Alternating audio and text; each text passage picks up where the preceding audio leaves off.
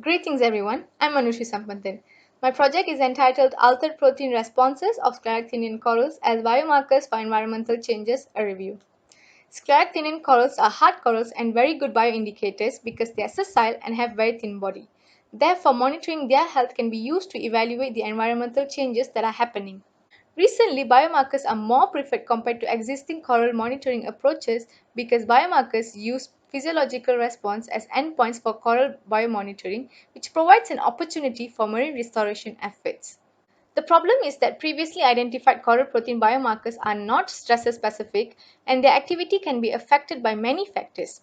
This review therefore aims to evaluate and compile the coral protein biomarker studies, analyze environmental stressor-specific protein responses, and also address the factors that contribute to variation in coral protein responses.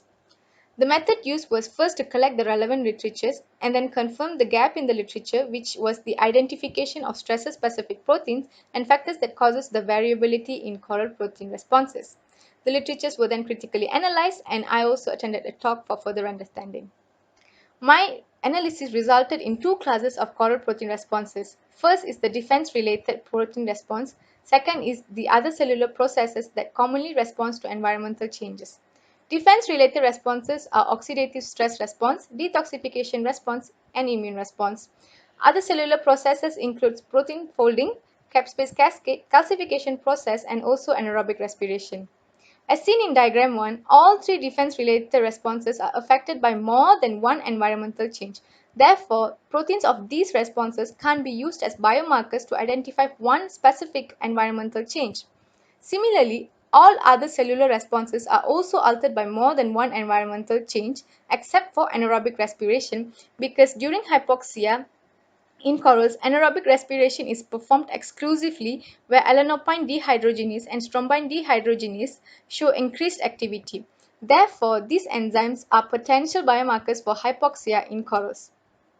Next, I also identified four key factors that contribute to variation in coral protein responses, which are different combinations of environmental changes, type of coral species, temporal variation, and also exposure history to any environmental change.